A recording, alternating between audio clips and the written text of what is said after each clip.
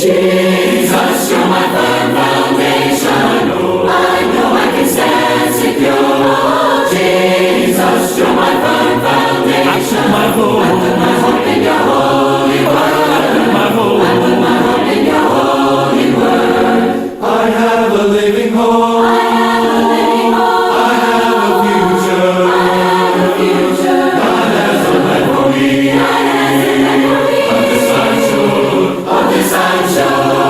Jesus, you're my firm foundation. Oh, I know I can stand secure. Jesus, you're my firm foundation. I put my hope in your holy word. I put my hope in your holy word. Your word is faithful. Your word is faithful. Mighty in power. Mighty in power. God will deliver me. God will deliver me. Of this I'm sure. Of this I'm sure. Jesus, you're my firm foundation. Oh, I know I can stand secure. Jesus, you're my firm foundation. I put my hope in your holy word. I put my hope in your holy word. Jesus, you're my firm foundation.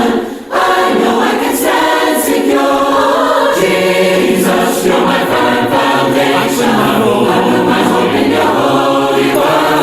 I put my hope in your holy word. I put my hope. I put my hope in your holy word. I put my hope in your holy word. It's nice to be with you today, but I sure wish we were there in Bowling Green, in the gym, singing songs led by Mr. Charlie, talking with one another in person. I know that this has been a strange time for you, and I'm sure that you are missing your family, your friends, the people you used to go to church with, that you play sports with, that you just hang out with. And I'm sorry that this has happened to you. This will be a mark, a moment in time that's frozen forever. And one day we'll talk about where you were and where I was in 2020, and it'll be a part of your life and who you become. What I want you to remember today, more than anything, is what you're learning right now is perspective. You're learning what truly matters, what's really important. It's people, it's relationships. It's not things, but it's moments. Moments that you get to share with one another, moments that last forever, and relationships that help define you. There are a lot of things, a lot of moments, a lot of people that define me, but the ones that are valuable more than any other don't have a price tag associated to them.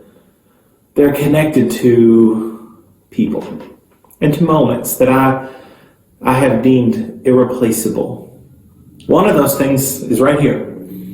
This might just look like any other wolf statue to you, but this is significant to me because my grandfather, a man named Willard Mathis, who passed away a couple of years ago, he carved this.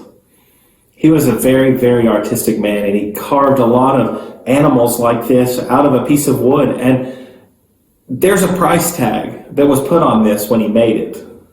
I wouldn't sell it to you right now for $1 million. I wouldn't come close to giving this away for anything and any amount of money. It's valuable to me because he's not here anymore. He has been a part of my life and will continue to be a part of my life as long as my memory of him is here. It's stuck. And not just here, but also there.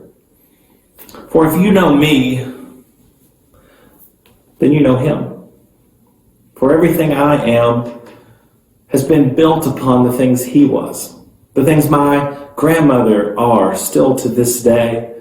The things that my parents were before they passed away. And the things that all of those who I have experienced life with have made the Neil Mathis experience in this world. I am grateful for all of those who came before and all those that will be a part of my life. And I want you to know that you should be too. There's a passage in Scripture, it's the second epistle that Paul wrote to Timothy, that letter he wrote to him.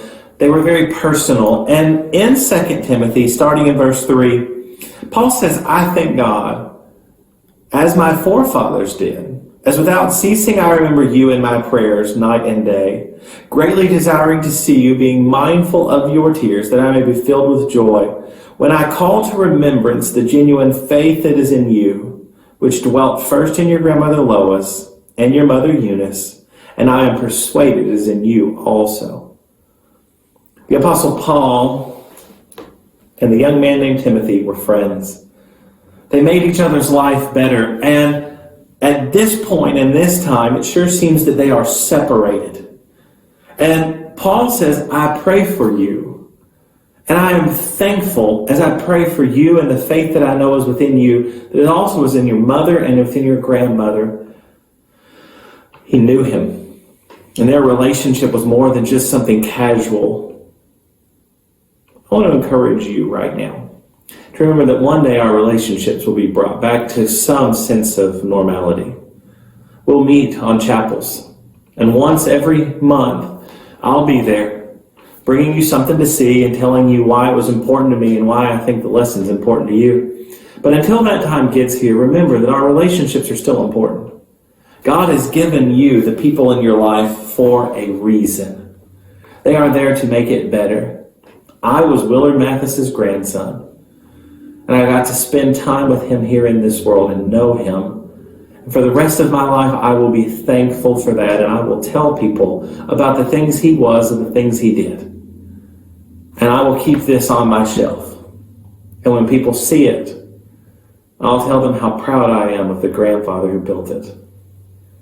I'm proud of who he was, and I am thankful that I am his grandson. My friends, remember, when all seems to be lost, the relationships are not.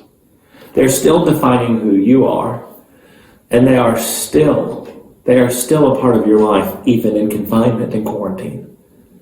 You are here because of those who came before you, and you will be someone for those who come after you. So remember today, my friends, relationships matter, not things, relationships. The moments that come from them, they build and shape and mold who you are. This is one of those moments that will build and shape and mold you and me for the rest of our life. So let's remember not what happened, but let's remember who we were able to endure what happened with. And look forward to the time when our separation, when all that's done, and we're back together, singing songs, saying prayers, and having chapel together. Thanks for giving me just a few moments to be with you. I look forward to being with you again soon in person. Have a great day, my friends, and God bless you.